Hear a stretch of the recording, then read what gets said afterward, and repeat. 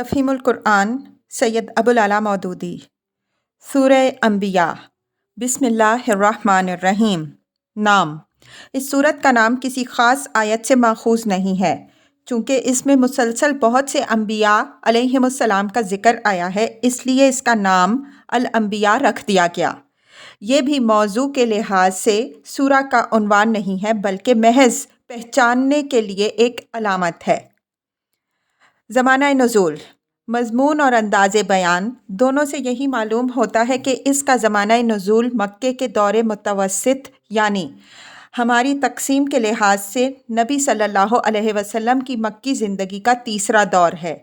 اس کے پس منظر میں حالات کی وہ کیفیت نہیں پائی جاتی جو آخری دور کی صورتوں میں نمایاں طور پر محسوس ہوتی ہے۔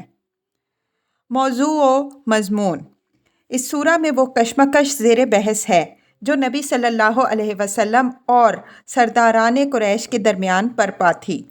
وہ لوگ حضرت صلی اللہ علیہ وسلم کے دعویٰ رسالت اور آپ صلی اللہ علیہ وسلم کی دعوت توحید و عقیدہ آخرت پر جو شکوک اور اعتراضات پیش کرتے تھے، ان کا جواب دیا گیا ہے۔ ان کی طرف سے آپ صلی اللہ علیہ وسلم کی مخالفت میں جو چالیں چلی جا رہی تھیں، اس پر زجر و توبیخ کی گئی ہے اور ان حرکتوں کے برے نتائج سے آگاہ کیا گیا ہے۔ وہ جس غفلت اور بے پرواہی سے آپ صلی اللہ علیہ وسلم کی دعوت کا استقبال کر رہے تھے، اس پر متنبہ کیا گیا ہے، اور آخر میں ان کو یہ احساس دلایا گیا ہے کہ جس شخص کو تم اپنے لیے زحمت اور مصیبت سمجھ رہے ہو، وہ دراصل تمہارے لیے رحمت بن کر آیا ہے۔ دوران تقریر میں خاص طور پر جو امور زیر بحث آئے ہیں وہ یہ ہیں: نمبر 1، کفار مکہ کی یہ غلط فہمی کہ بشر کبھی رسول نہیں ہو سکتا، اور اس بنا پر ان کا نبی صلی اللہ علیہ وسلم کو رسول ماننے سے انکار کرنا۔ اس کا بڑی تفصیل کے ساتھ رد پیش کیا گیا ہے۔ نمبر 2، ان کا آپ صلی اللہ علیہ وسلم اور قرآن پر مختلف اور متضاد قسم کے اعتراضات کرنا اور کسی ایک بات پر نہ جمنا۔ اس پر مختصر مگر نہایت پرزور اور معنی خیز طریقے سے گرفت کی گئی ہے۔ نمبر 3، ان کا یہ تصور کہ زندگی بس ایک کھیل ہے جسے چند روز کھیل کر یوں ہی ختم ہو جانا ہے، اس کا کوئی نتیجہ نہیں نکلنا، کسی حساب کتاب اور جزا و سزا سے سابقہ پیش نہیں آنا۔ یہ چیز چونکہ اس غفلت و بے اعتنائی کی اصل جڑ تھی جس کے ساتھ وہ نبی صلی اللہ علیہ وسلم کی دعوت کا استقبال کر رہے تھے، اس لیے بڑے ہی مؤثر انداز میں اس کا توڑ کیا گیا ہے۔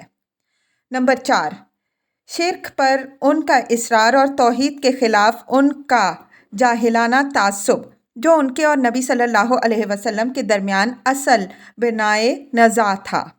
اس کی اصلاح کے لیے شرک کے خلاف اور توحید کے حق میں مختصر مگر بہت وزنی اور دلنشین دلائل دیے گئے ہیں۔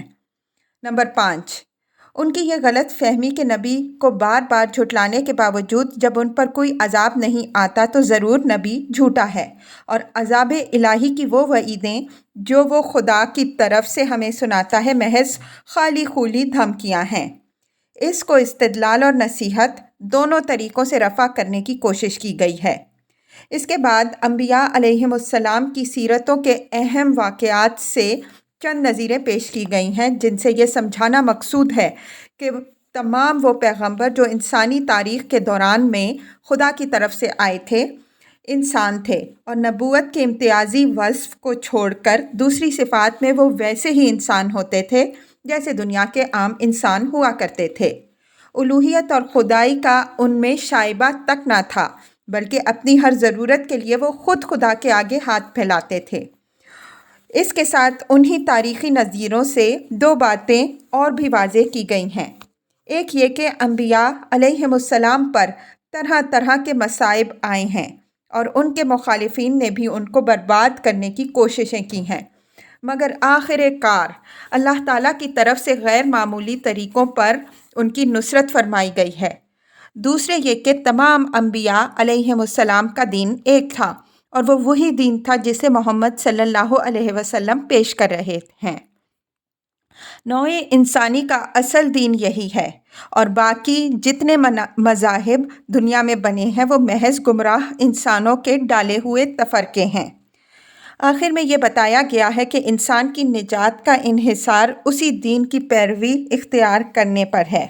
جو لوگ اسے قبول کریں وہی خدا کی آخری عدالت سے کامیاب نکلیں گے اور زمین کے وارث ہوں گے، اور جو لوگ اسے رد کر دیں گے وہ آخرت میں بدترین انجام سے دوچار ہوں گے۔